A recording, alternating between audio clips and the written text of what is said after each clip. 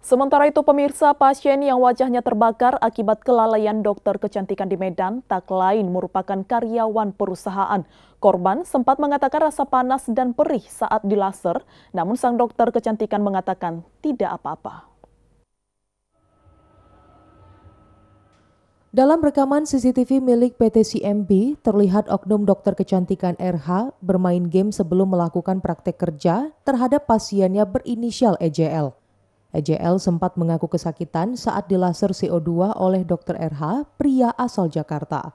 Saat sang dokter RH melakukan treatment laser CO2 di wajahnya, dirinya merasakan panas dan perih di bagian wajah.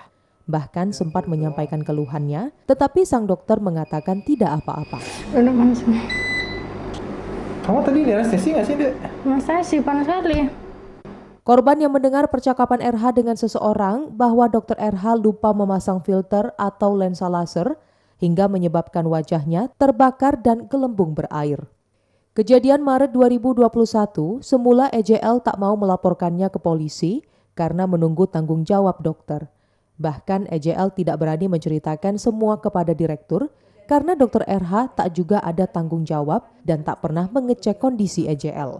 Ia mengatakan EJL berlebihan hingga akhirnya September 2021 EJL melaporkan dokter RH ke Polrestabes Medan. Ya, sebenarnya waktu itu saya tidak mau melaporkan ya karena saya pikir dia juga dokter kita gitu dan saya menunggu tanggung jawabnya.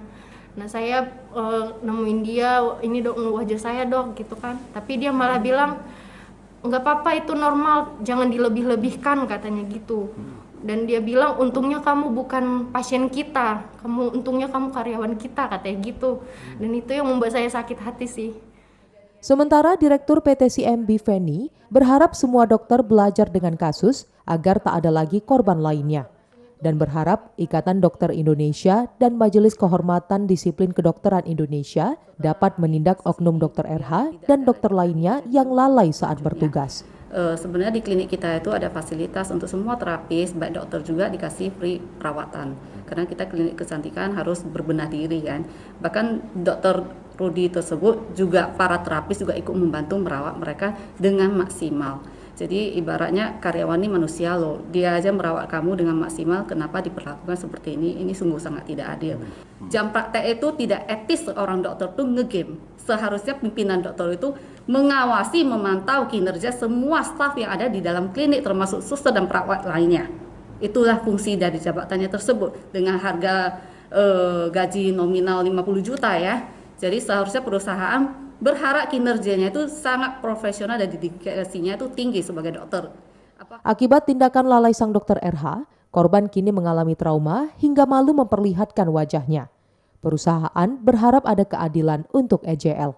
Dari Medan, Said Ilham, iNews melaporkan.